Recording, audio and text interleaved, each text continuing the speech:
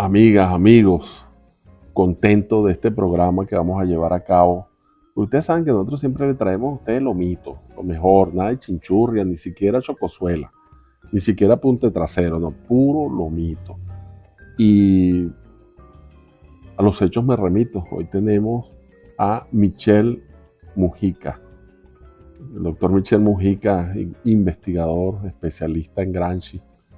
Yo no sé si se puede decir eso, que hay alguien que se especializa en un pensador, pero en todo caso, Michel Mujica, quien ha realizado diferentes labores académicas, fue director de la Escuela de Sociología, fue jefe de departamento, tiene obra publicada y también tiene una gran experiencia en el servicio exterior venezolano. Hoy lo tenemos para que conversemos sobre la actualidad del pensamiento de Gramsci, entre muchas otras cosas. Yo recuerdo, Michel, le voy a dar la palabra ya un momento a Javier Bierdó. Yo sé que ustedes ven este programa por Javier. Los usos de Gramsci, ¿no? Porque Gramsci es reportado como un actor de cabecera por los sectores de la izquierda más radical, por lo menos en Italia, Antonio Negri, toda esa corriente del pensamiento obrero italiano, pero también es reivindicado por un cierto reformismo socialdemócrata. Entonces, ¿cómo es posible que hayan dos Gramsci, ¿no? O hay Gramsci para todo uso? Sí, ¿no? Bueno, gracias por la invitación, Juan, y también para ti, Javier, y gracias por estar aquí en casa de ustedes. Gramsci, yo me recuerdo la primera vez que yo oí el nombre de Antonio Gramsci fue por papá, que estaba muy cercano al Partido Comunista Italiano. Pero realmente yo comienzo a tener conciencia de Gramsci cuando yo estaba en el MAS.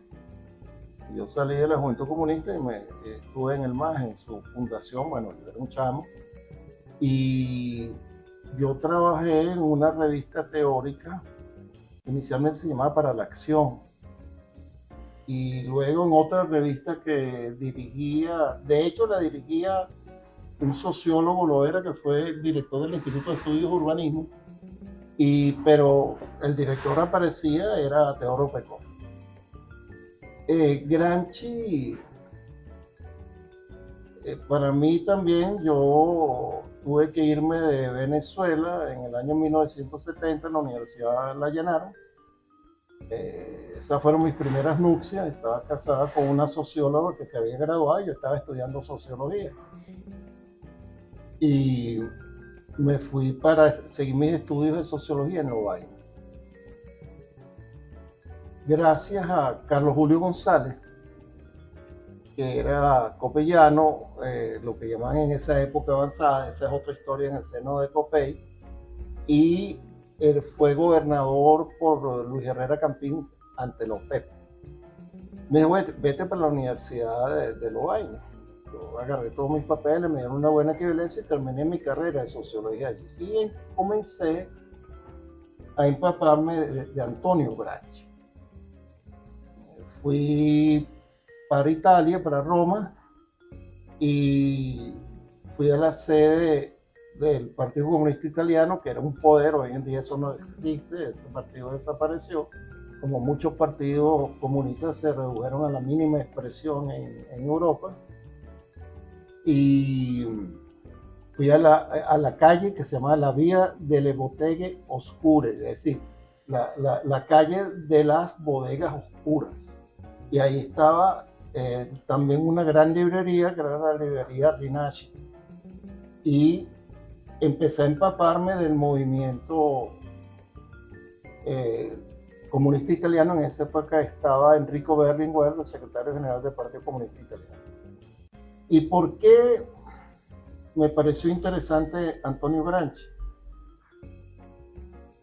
Primero, hay dos momentos en la obra de Antonio Gramsci que no podemos dejar de olvidar y que tenemos que reír. Uno es el periodo que se llama del Ordine Nuovo, que es el periodo de los consejos de fábrica.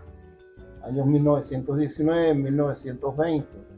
Gramsci tenía mucha claridad en que en los momentos de surgimiento de procesos revolucionarios de transformación hay casi como un instinto. La clase trabajadora toma en sus manos los útiles de producción y de producción de sus medios de vida y también de producción de esos medios de vida para otros. Es lo que caracterizaba como un momento central de los soviets de la revolución bolchevique. Fueron los soviets, los consejos de fábrica de obreros y campesinos.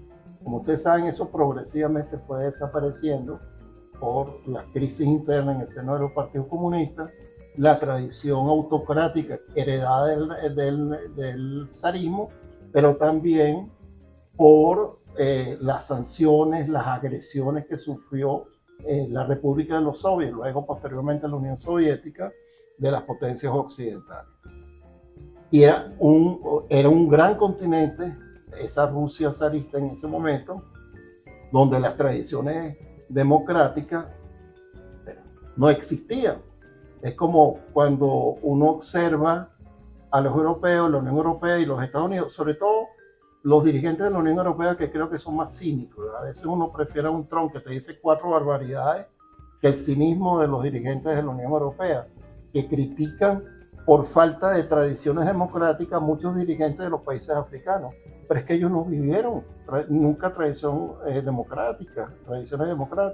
Lo que vivieron fue el colonialismo. Y en un sistema colonial de relaciones de dominación no existen tradiciones democráticas. Gramsci, en un primer momento, veía la democracia en los consejos de fábrica.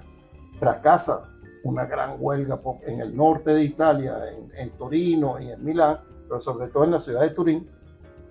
Pero lo que rescata es la idea de los consejos de fábrica, la idea de posesión del trabajador con sus medios de producción. Eso es muy importante, porque eso entra dentro de la tradición marxista, inclusive en la propia escuela de Frankfurt hoy en día. Marx trabaja la idea de alienación. ¿Qué significa alienación para Marx? Separación. La impotencia de controlar los medios de vida de los ciudadanos y de los trabajadores. También en Gramsci se observa que bajo el capitalismo lo que existe un proceso social y económico de monopolio de los medios de producción por parte del capital, que es una relación social, y la exclusión de los trabajadores. Pero el consejo de fábrica, tal como expresado por Gramsci y tal como él percibió la originalidad de la revolución bolchevique en 1917, reside en la unión del trabajador con sus medios de producción. Estamos hablando del trabajador colectivo. Eso es muy importante porque ha habido experiencias, si yo no me equivoco, en Venezuela bien interesantes en ese sentido. Cristalex, por ejemplo, una empresa donde sus directivos se fueron y fueron los trabajadores, que creo que todavía funciona Cristalex, ¿no? Sí. Está bajo el control de los trabajadores.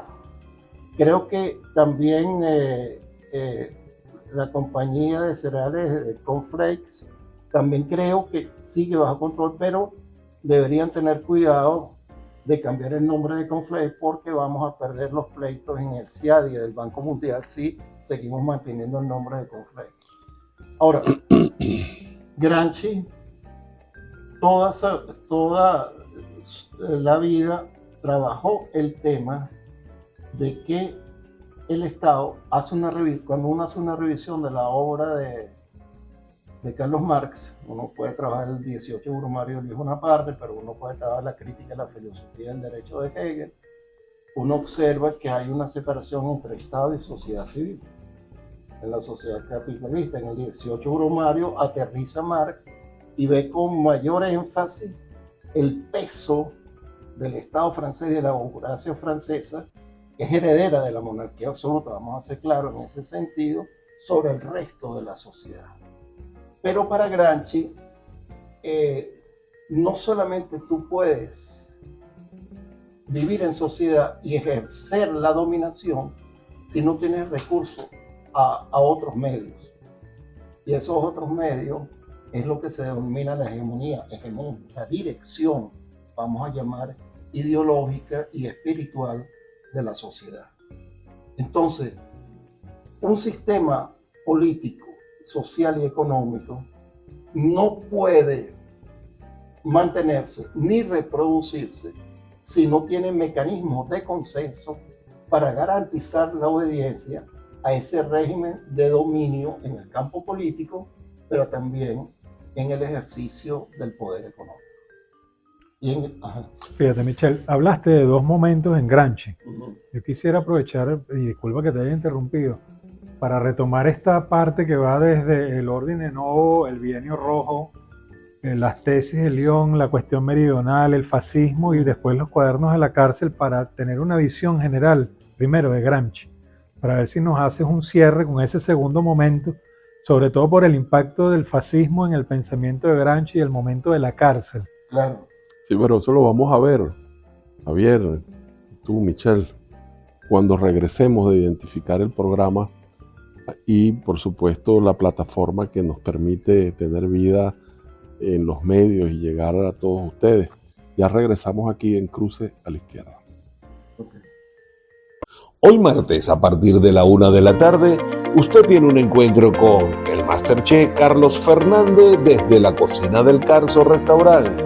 El Masterchef Carlos Fernández los recibe con sus nuevas recetas, nuevos programas a través de El Gigante en las redes infocifrastv.com. Martes 1 p.m. Carlos Fernández, Masterchef desde la cocina del Carso Restaurante.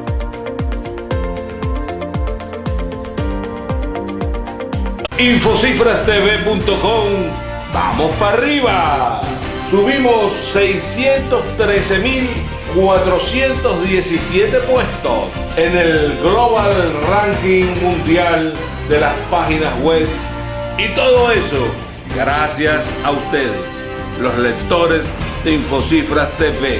¡Vamos para arriba! Seguros Constitución, 34 años innovando en seguros. Seguro Constitución, 34 años en el top 10 de las mejores aseguradoras de Venezuela. Seca Consultores, compañía anónima, 28 años, número 1 en bancos y seguros.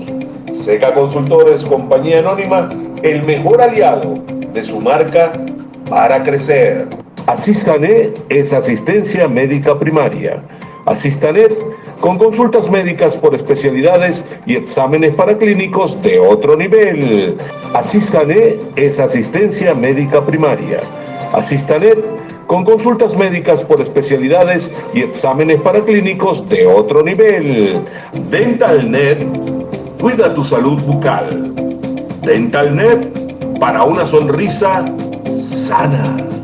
NET Asistencia, 24 horas a tu servicio. Las grúas de NET Asistencia te acompañan y te asisten cuando más lo necesitas.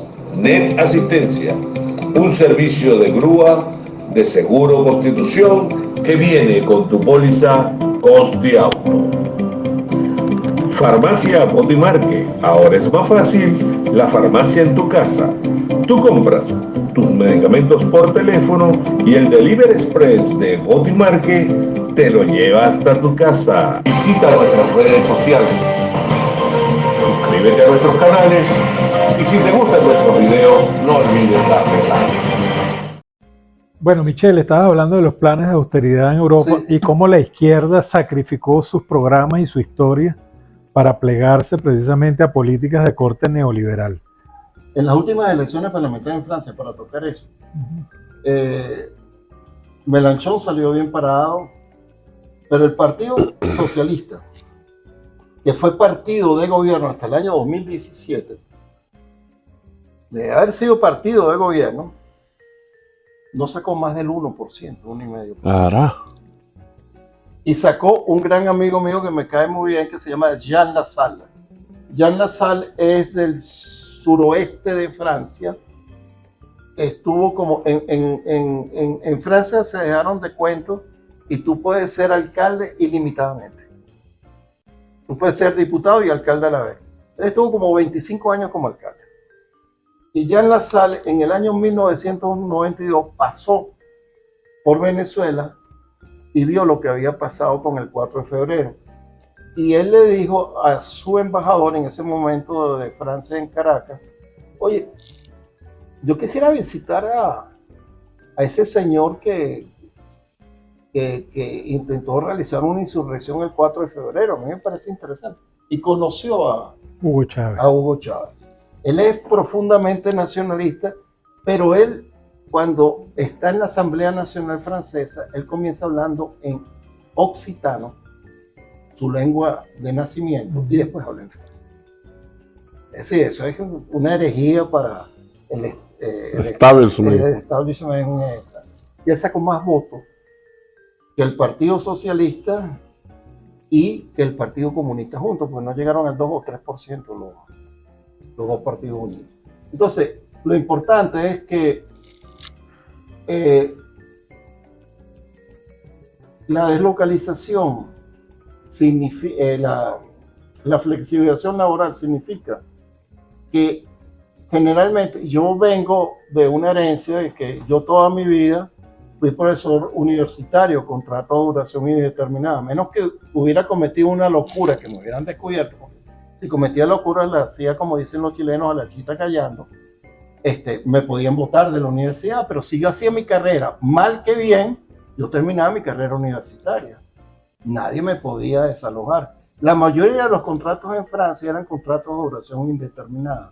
Macron le volteó la torta y la mayoría de los contratos hoy son contratos de duración determinada. ¿Qué significa? Por 24 horas, 6 meses, 1 año, 2 años. Las protestas que hubo de 62 a 60. Los matrimonios deberían ser así también, ¿verdad? Bueno, yo no hubiera divorcio. Tres matrimonios. Entonces, duración determinada. Lo interesante del caso es que cuando las protestas en Francia continúan y la represión continúa, de 62 a 64 años la jubilación. Es que es mentira. Tú para tener la pensión completa de jubilación tienes que tener 45 cotizaciones. Son 45 años cotizando. Saquen la cuenta. Es mucho más de 64 años. Uh-huh. Y si no, porque si tú te jubilas antes, tu pensión de jubilación no va a ser completa.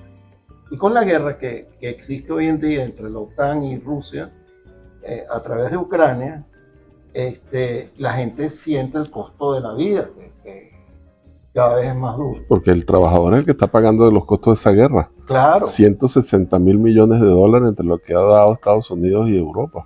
Sí, pero el gran vencedor de esa guerra primero empobrece a la Unión Europea. Se convierte en un apéndice que siempre ha sido un apéndice militar de los Estados Unidos. Destruye la posibilidad. Date cuenta que el crecimiento económico de Alemania en los últimos años ha sido negativo. Porque volaron el Nord Stream. Los gasoductos los volaron. Tienen que comprar el gas gringo, que sale 2 o 3 veces más caro. Entonces la economía alemana es cada vez menos competitiva.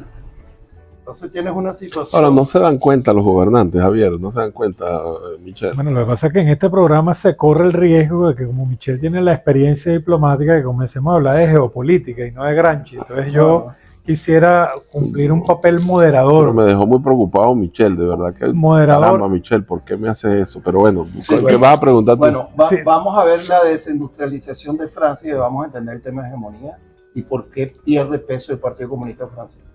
El Partido Comunista Francés, hasta los años 80, era el primer gran partido, hasta los 1900, de oposición en Francia, con 20%, 18, 21% de votación. Era la primera gran fuerza sindical de la Confederación General del Trabajo. Tiene una fuerza inmensa. Y para un trabajador francés, en su gran mayoría, el 20% de los sindicalizados estaban en manos del partido de la CGT, que tenía una relación directa en ese momento con el Partido Comunista Francés. Hoy en día están independientes, pero entonces era un peso enorme. No solamente que Héctor era comunista, no, si sus hijos también eran comunistas. comunistas. Y si estaban trabajando en la fábrica sus hijos, también se sentían y se identificaban con el Partido Comunista Francés. ¿Qué pasa con la desindustrialización? Es lo que se llama en términos neoliberales deslocalización.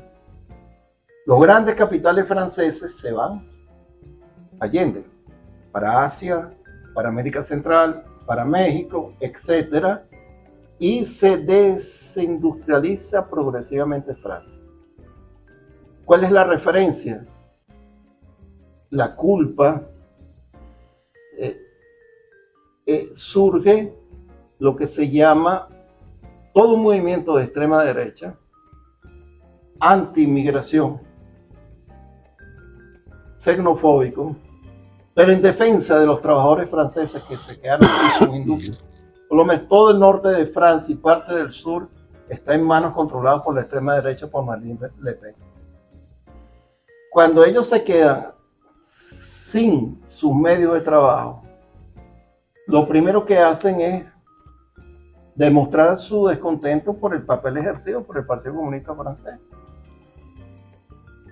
Entonces la primera vez votan por Jean-Marie Le Pen, el padre Marine Le Pen, un hombre de extrema derecha que torturó durante la guerra de independencia de Argelia, torturó a miembros del Ejército de Liberación de Argelia. Pero la primera vez fue ese voto de descontento. La segunda vez, bueno, también, ya la tercera vez estaban votando por el Frente Nacional, hoy se llama Agrupación Nacional. Y los hijos ya no trabajan en industria, en la fábrica. No es el mundo de la fábrica, de la industria, que menciona en sus escritos, tanto del periodo del orden nuevo como en los cuadernos de la cárcel, Antonio Gramsci. Trabajan en los grandes depósitos de Amazon, donde es muy difícil la sindicalización, la conexión entre los trabajadores. Es decir, que la figura del trabajador colectivo se desplomó. Como hoy en día yo quisiera saber cuál es la estructura social y de clase que existe hoy en la sociedad venezolana, porque yo tenía mucho tiempo por razones de trabajo que no venía. Yo vivo en el bosque y cuando voy a Chaquito, a la Plaza Luis Brión, todos me dicen que son emprendedores. Y yo no entiendo cómo puede ser emprendedores que me venden los caramelitos en el metro, el otro que me vende qué cosa, después se convierten, venden los caramelitos y después están comprando dólares. Entonces, coño, nosotros dimos un salto cualitativo de eso.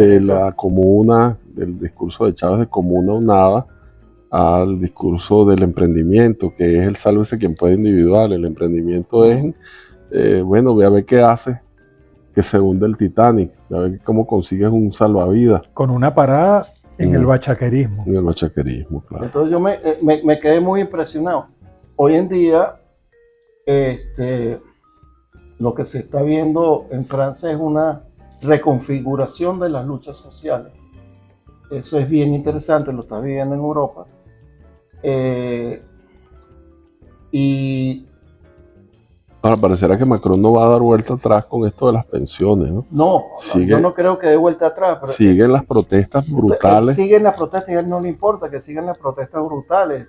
Lo hizo también con el tema de los chalecos amarillos. Hubo protestas brutales, muchos chalecos amarillos perdieron su vida, muchos perdieron sus ojos por la represión.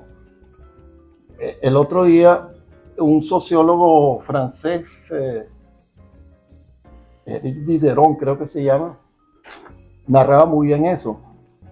Han detenido decenas de miles de personas, después los liberan poco a poco. Pero incluso Francia tuvo problemas con los chalecos amarillos en un momento determinado porque los llamaron al botón en el Consejo de Derechos Humanos. No le va a pasar nada porque es miembro del Consejo de Seguridad de las Naciones Unidas, es una de las grandes potencias que maneja todo a su antojo. Pero de todas maneras lo llamaron al botón. A los Estados Unidos todavía no lo han hecho. Pero el tema es en qué circunstancias, cuando, retomando a Antonio Gramsci, la idea de la unión, lo que se llama del mundo de las estructuras, de las relaciones sociales que contraen los hombres en el mundo de vida, de la producción de bienes y servicios, y en ese gran mundo de la cultura. o lo que se llama el mundo de la sobreestructura. Es lo que algunos buscan pensar con la idea del bloque histórico. Que por cierto, Hugues Portelli, que escribió un librito sobre cosas. Bueno, ese señor, hoy en día. Te lo tengo, dice David. Ese es uno de los ideólogos de la extrema derecha francesa. Trabaja directamente con Marine Le Pen. Ajá, después que era granchano. Mira, Michelle, te iba a hacer una pregunta y me perdonas que te retrotraiga el tiempo, porque tú dijiste que habías formado parte de la Juventud Comunista, luego del MAS. Sí.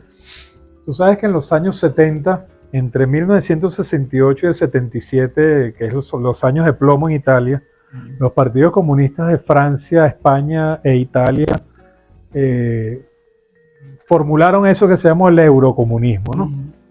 Y de alguna manera algunos miembros del MAS en Venezuela coquetearon con algunas tesis del eurocomunismo. Sí.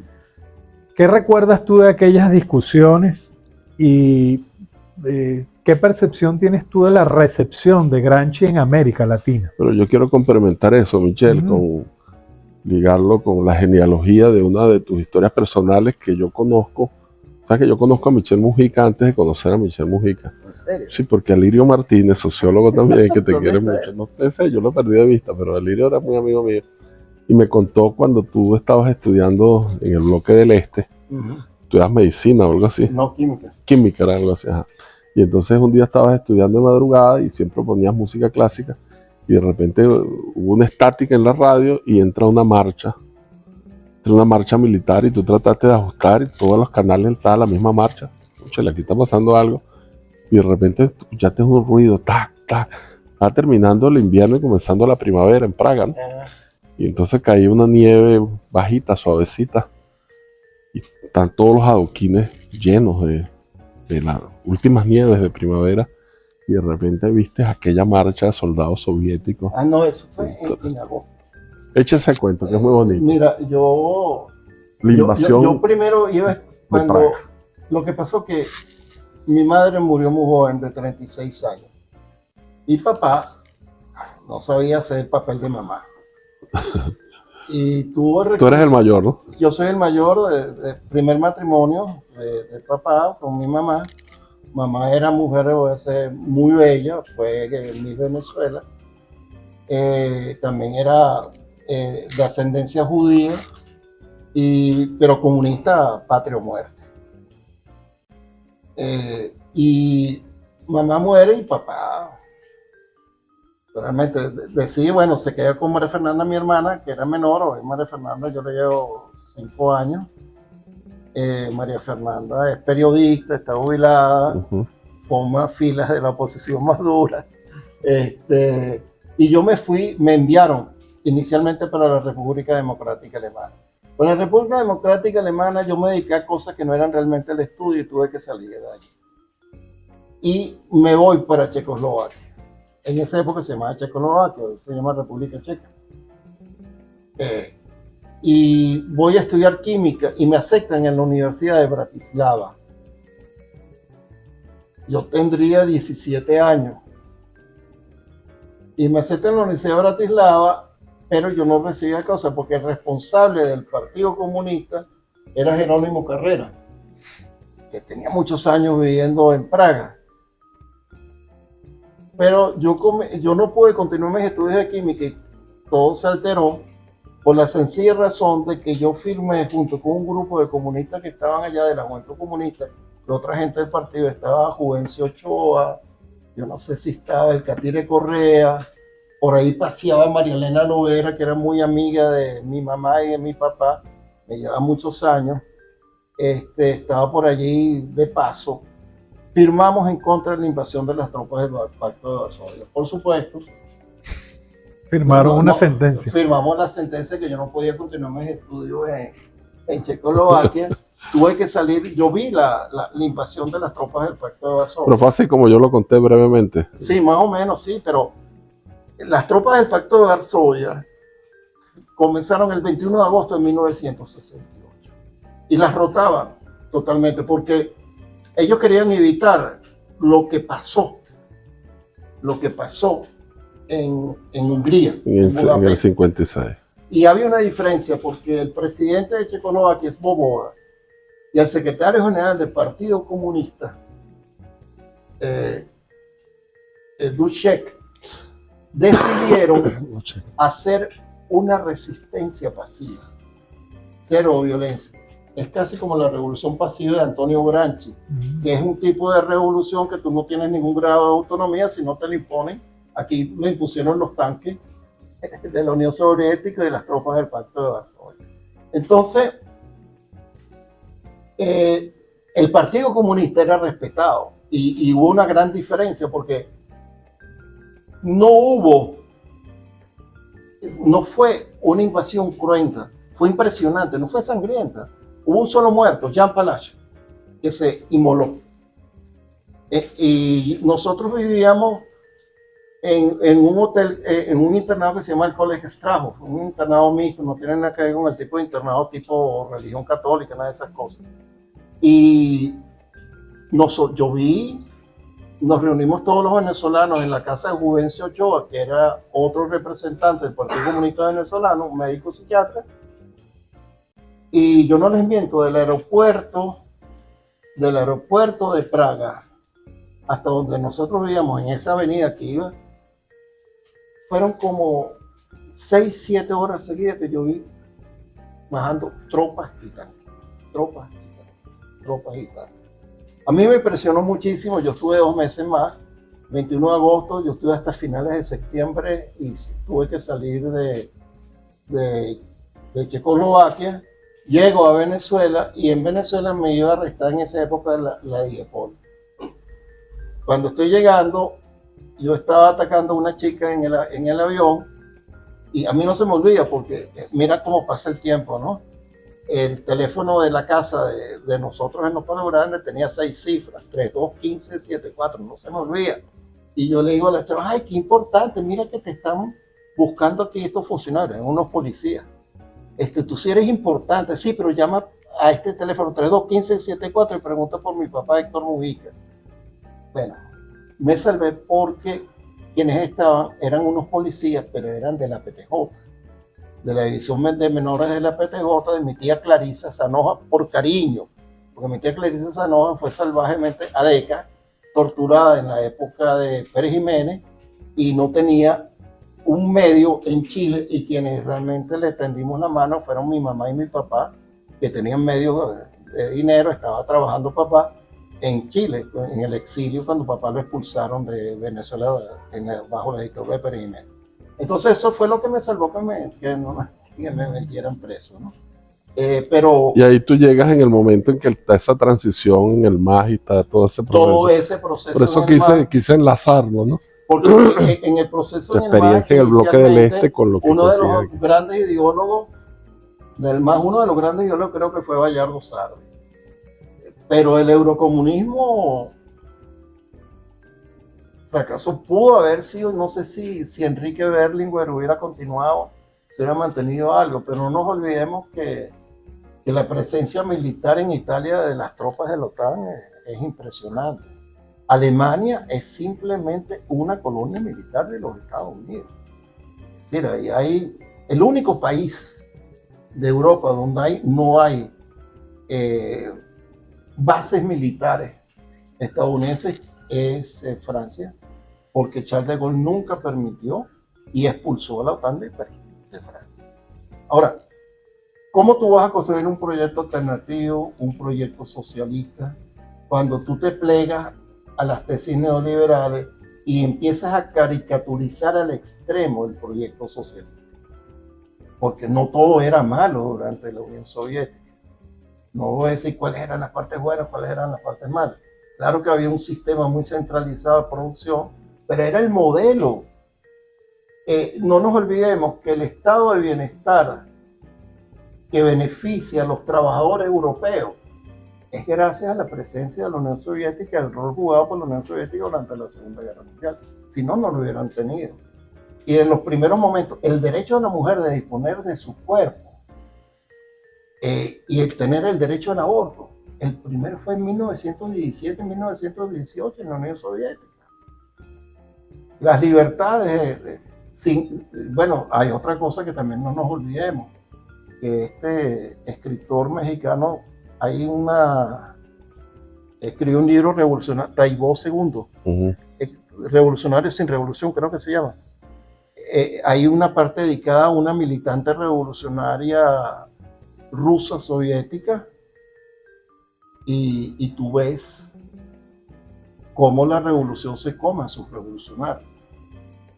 Y también hay una parte bien interesante del hijo de Max Adler, que era socialdemócrata austriaco, que la socialdemocracia ya no era cuento, no es la socialdemocracia de otra vez, no. Los socialdemócratas lucharon contra el fascismo y el nazismo. Y este no solamente hizo esto, era secretario general del Partido Socialdemócrata austriaco. Había un duque que estaba reorganizando todas las fuerzas de derecha y del fascismo en Austria. Y él le metió un tiro y lo mató. Y era un gran matemático, un genio de las matemáticas en esa época. Y bueno, le iban a condenar a muerte, pero vino la insurrección popular en Austria que lo salvó, donde está este gran economista, historiador de la economía, de la gran transformación. Dice Joseph Schumpeter. No, chico. Karl Polanyi. Austriaco. Yo no hubiera sabido quién era. Vamos a regresar ya en un momentico con un giro a la izquierda. Ya ustedes están viendo la importancia de llamarse Javier Bierdó en este programa. Ya venimos. Hoy martes, a partir de la 1 de la tarde, usted tiene un encuentro con el Masterchef Carlos Fernández desde la cocina del Carso Restaurant. El Masterchef Carlos Fernández los recibe con sus nuevas recetas, nuevos programas a través de El Gigante en las redes infocifrastv.com. Martes 1 p.m. Carlos Fernández, Masterchef desde la cocina del Carso Restaurant.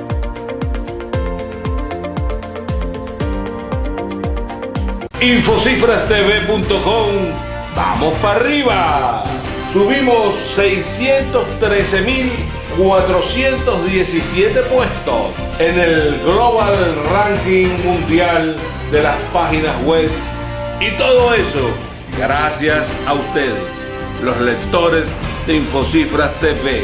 ¡Vamos para arriba! Seguros Constitución, 34 años innovando en seguros. Seguro Constitución, 34 años en el top 10 de las mejores aseguradoras de Venezuela. Seca Consultores, compañía anónima, 28 años, número 1 en bancos y seguros. Seca Consultores, compañía anónima, el mejor aliado de su marca para crecer. Asistanet es asistencia médica primaria. Asistanet con consultas médicas por especialidades y exámenes paraclínicos de otro nivel. Asistanet es asistencia médica primaria. Asistanet con consultas médicas por especialidades y exámenes paraclínicos de otro nivel. DentalNet, cuida tu salud bucal. DentalNet, para una sonrisa sana. Net Asistencia, 24 horas a tu servicio.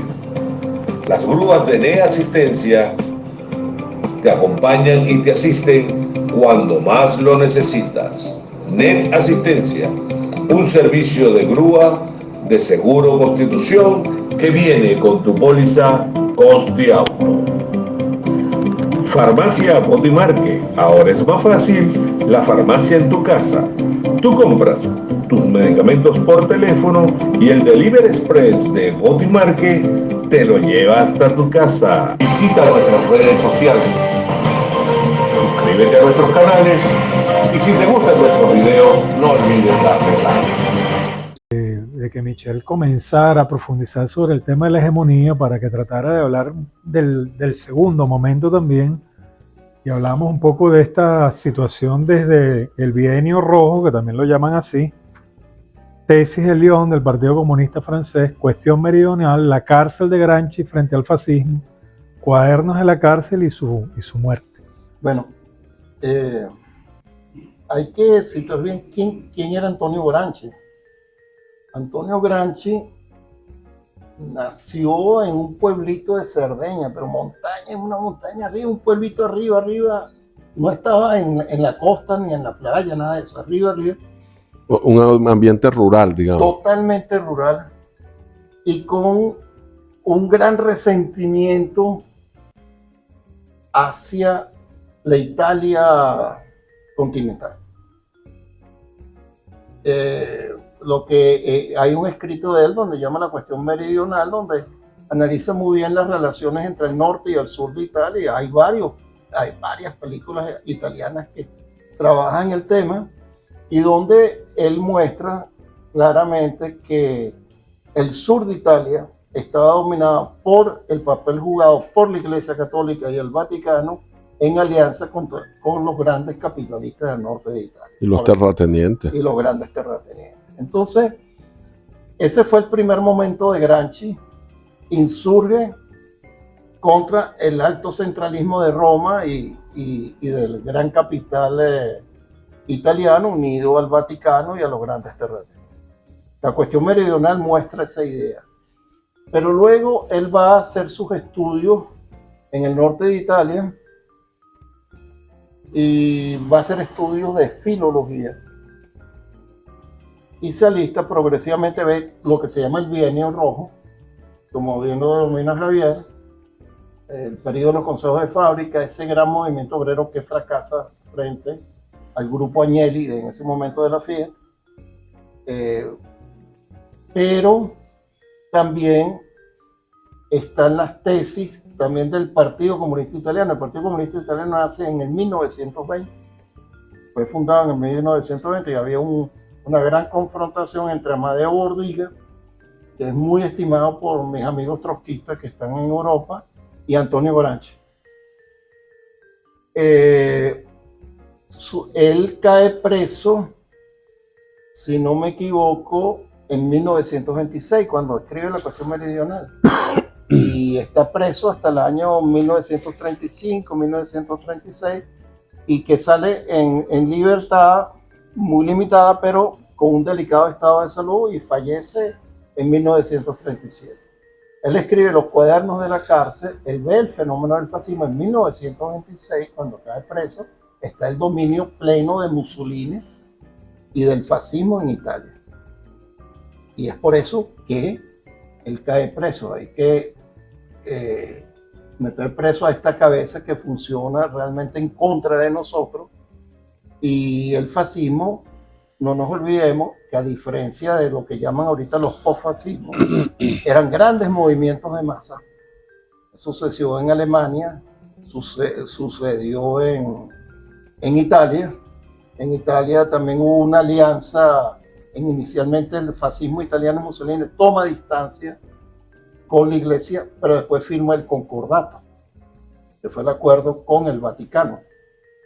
El nazismo italiano nunca tuvo conflictos con la Iglesia Católica, jamás tuvo conflictos con el Vaticano. Por eso es muy clara la actuación de Pío XII durante la Segunda Guerra Mundial y el papel jugado por la Iglesia Católica para dar facilidades para que muchísimos dirigentes del nazismo huyeran de la Alemania derrotada por las fuerzas aliadas y sobre todo por la Unión Soviética. No nos olvidemos de ese dato. Perdón que yo cometa esta digresión porque a mí me preocupa mucho cómo hoy en día hay una adulteración de la verdad histórica de lo que pasó en la Segunda Guerra Mundial y el papel jugado por la Unión Soviética, que fue que llegó a Berlín. Cuando uno va al museo sobre la Segunda Guerra Mundial, que está en la ciudad de Bruselas, y donde no aparece la Unión Soviética, el papel jugado por la Unión Soviética. Y yo estaba leyendo sobre los campos de concentración, la Shoah, que era la fase terminal para exterminar al pueblo judío. En el campo de concentración de Treblinka, que queda como a 2 horas de la ciudad de Varsovia, fue liberado el campo de concentración, fue por las tropas soviéticas. Por eso no aparece, ahora es el desembarco de Normandía. Charles de Gaulle tenía mucha razón cuando dijo, siendo presidente, que no asistía a ningún acto de conmemoración del desembarco de Normandía, porque para él eso era una segunda ocupación. Y tenía razón. Entonces, Antonio Gramsci estudia el fenómeno del fascismo. Pero el fascismo no son 4 locos aislados, eso es todo un fenómeno de masa para irrumpir contra cualquier proyecto alternativo socialista o comunista. Era la posibilidad de perseverar en el dominio y el control del gran capital con un gran partido de masa, un movimiento centralizado en el Estado, donde cualquier tipo de manifestaciones culturales y políticas distintas eran severamente perseguidas. El fascismo es ese fenómeno de masa, hoy se caracteriza por neofascismo, puede ser, el caso de Marine Le Pen en Francia, el caso de la italiana esta que venía... Amaloni. Sí, pero ella ha cambiado un poco, ya es más atlantista que... Sí, apenas ganó las elecciones, fue a Bruselas a pedir perdón. El caso de Marine, todo se conjuga alrededor de 2 elementos, xenofobia y anti-inmigración. Sin olvidando que un país como Francia se nutre de la inmigración. Estaba leyendo, Michelle, que en Alemania hacen falta cerca de 1.800.000 obreros de distintas ramas, ¿no? Y ellos se nutren fundamentalmente de los países del bloque del este y se nutren fundamentalmente de los turcos. Pero entonces la ultraderecha ha traído un conjunto de normas, de reformas legales, etcétera, que limitan el acceso de los propios europeos del bloque del este. Y eso le trae problemas a la construcción de una mano de obra calificada a Francia y Alemania. Claro, hoy en día los dirigentes europeos son una caricatura de dirigentes europeos, sabiendo bien, conociendo bien lo que fue Angela Merkel, una mujer que de derecha, de la democracia cristiana, sin embargo ella venía de la República Democrática Alemana. Toda su formación profesional y política se generó en la República Democrática Alemana. Alemania es un país escindido y ella siempre planteó la necesidad de mano de obra extranjera. Incluso dio unas declaraciones ratificadas por Holanda con la guerra en Ucrania, donde dice que ellos tenían preparado ese escenario cuando con los acuerdos de Minsk. Sí. Ellos tenían preparado el escenario para la guerra. Que es muy importante esa declaración. Ahora, retomando los cuadernos de la cárcel.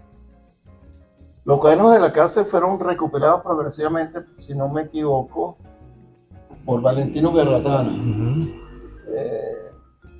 Y en los cuadernos de la cárcel son notas dispersas, no hay desarrollo, vamos a llamar coherentes notas, pero donde los problemas centrales están en los temas culturales, en los temas políticos, sin abandonar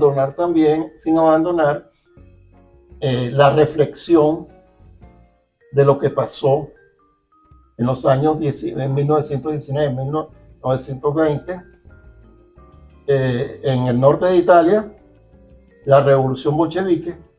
En el año 1926, una famosa carta que le dirige desde la cárcel Antonio Gramsci a Palmiro Togliatti. No sé si conoce la carta. Palmiro Togliatti era el representante en la Tercera Internacional del Partido Comunista Italiano, y Antonio Gramsci le dice, y eso realmente es un elemento de reflexión para lo que se está viendo en muchas partes del mundo hoy en día, donde existen a la cabeza de los gobiernos movimientos progresistas.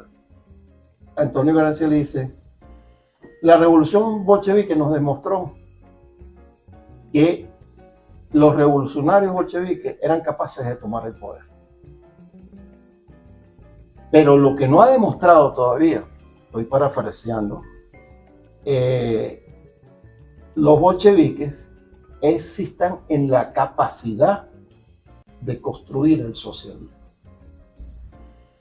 Realmente eso lo escribe en 1926. Es decir, que ya había más de 10 años de proceso de cambio, de revolución. proceso de cambio y no se sabe para dónde ir. Y después hay muchas tendencias en el campo del socialismo, uno lo puede llamar libertario o lo que sea, pero Panekek, por ejemplo, y otros grandes dirigentes socialistas, porque Trotsky realmente fue un gran dirigente revolucionario, pero era autoritario, no vamos a caer en bucle. De hecho, yo he leído que la NEP que aplica Stalin en buena medida fue redactada y fue construida por el propio Trotsky. Sí, no, en ese sentido yo creo que fue un gran dirigente, constructor del ejército soviético, gran revolucionario, pero lo que yo digo, no es fácil en un país permeado por la cultura zarista, por el peso enorme de la Iglesia Ortodoxa, con una gran masa de la población, en su gran mayoría campesina y letrada, construir un proceso de transformación social, cultural y política mucho más democrático, mucho más abierto en un campo de reflexión socialista, entendiendo el socialismo como aquel proceso por el cual los ciudadanos y los trabajadores tienen un control sobre su vida, donde el debate y la democracia esté siempre presente. De hecho, Lenin decía que el pensamiento de Gramsci era el marxismo de Occidente, de alguna manera diciendo, bueno, una cosa es lo que piensa Gramsci para los países donde hay democracias formales, representativas, democracias liberales, y otra cosa es el marxismo aplicado a los países de Oriente, ¿no? Entre ellos la propia Rusia. En el trabajo que yo se lo voy a dejar a ustedes, Democracia y Humanidad, en Antonio Gramsci, me lo publicó Montevideo, creo que el año pasado, el antepasado. Yo toco el tema de las libertades formales y toco el tema de la relación entre democracia, que se llama sustantivo de participación, y democracia formal, que tiene que ver con el desarrollo de instituciones políticas y culturales que hay una frase de Gramsci que más o menos es que las instituciones políticas y culturales del mundo occidental son mucho más complejas, organizadas, institucionales, mientras que en Oriente era como una masa gelatinosa. Y yo no sé si realmente es así. Lo que sí es claro que la autocracia, el ejercicio de la dominación y de la hegemonía estaba en manos de la autocracia, como también fue bajo el Imperio Otomano.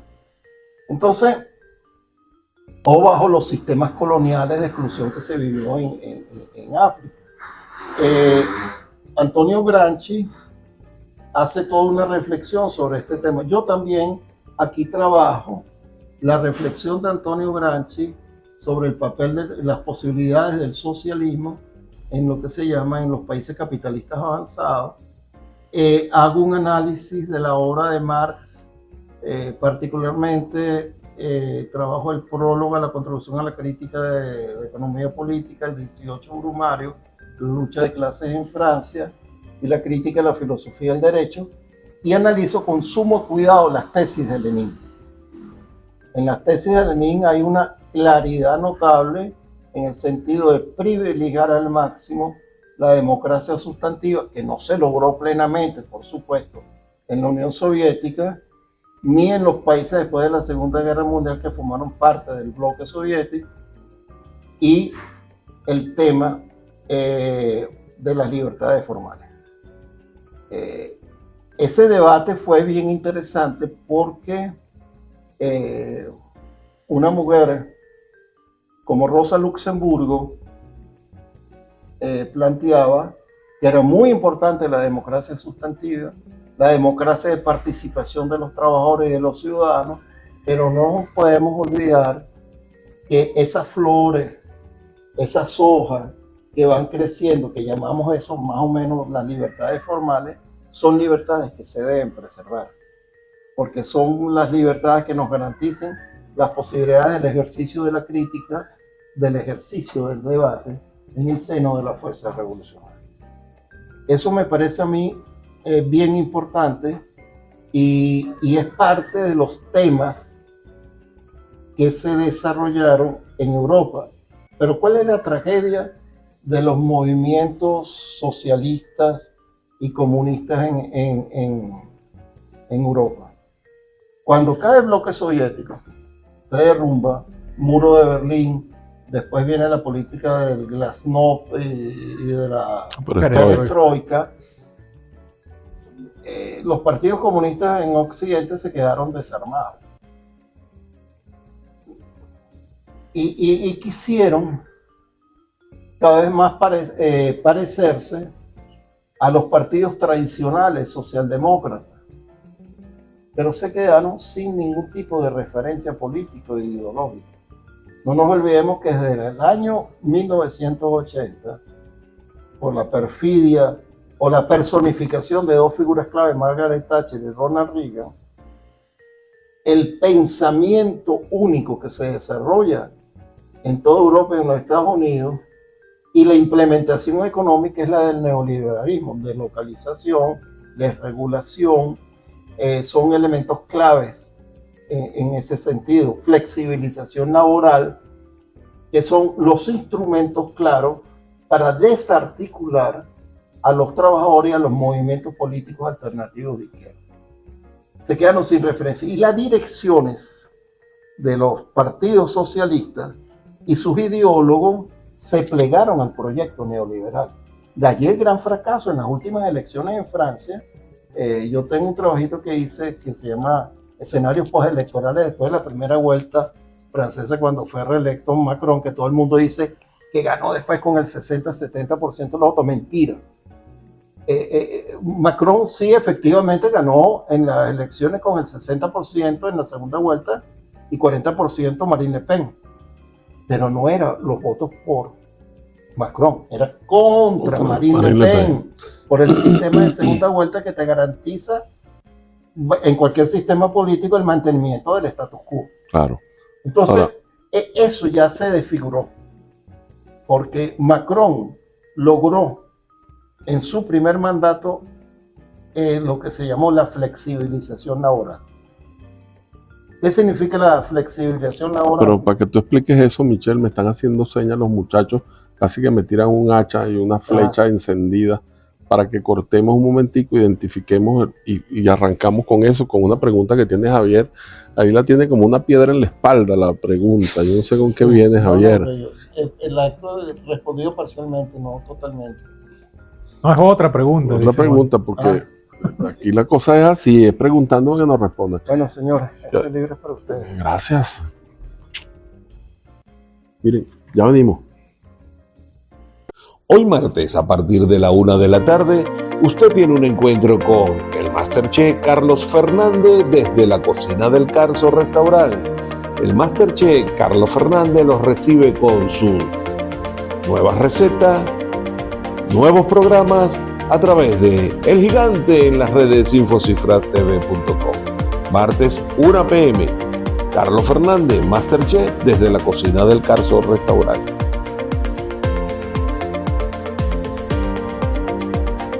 Infocifrastv.com, vamos para arriba. Subimos 613.417 puestos en el Global Ranking Mundial de las páginas web. Y todo eso gracias a ustedes, los lectores de Infocifras TV. ¡Vamos para arriba! Seguros Constitución, 34 años innovando en seguros. Seguro Constitución, 34 años en el top 10 de las mejores aseguradoras de Venezuela. Seca Consultores, compañía anónima, 28 años, número 1 en bancos y seguros.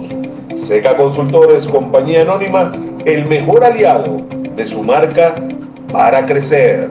Asistanet es asistencia médica primaria. Asistanet con consultas médicas por especialidades y exámenes paraclínicos de otro nivel. Asistanet es asistencia médica primaria. Asistanet con consultas médicas por especialidades y exámenes paraclínicos de otro nivel. DentalNet, cuida tu salud bucal. DentalNet, para una sonrisa sana. Net Asistencia, 24 horas a tu servicio. Las grúas de Net Asistencia te acompañan y te asisten cuando más lo necesitas. NET Asistencia, un servicio de grúa de Seguro Constitución que viene con tu póliza Costi Auto. Farmacia Botimarque, ahora es más fácil, la farmacia en tu casa.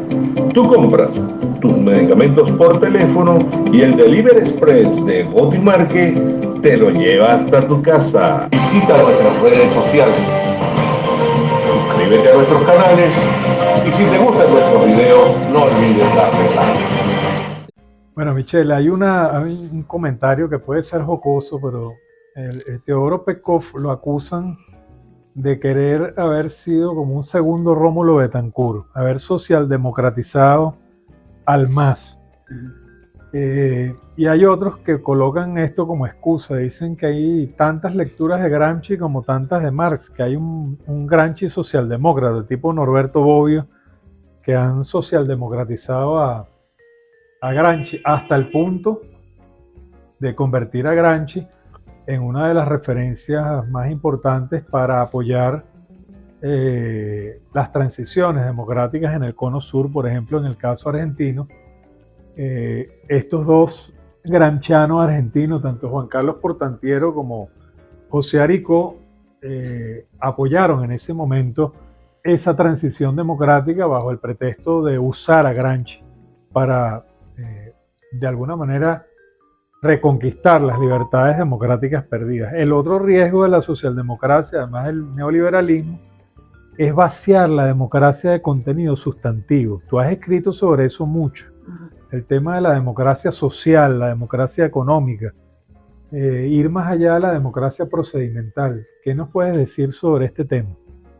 Mira, es el gran dilema y es como, yo creo que las libertades formales, eso que tú llamas democracia procedimental, debe mantenerse.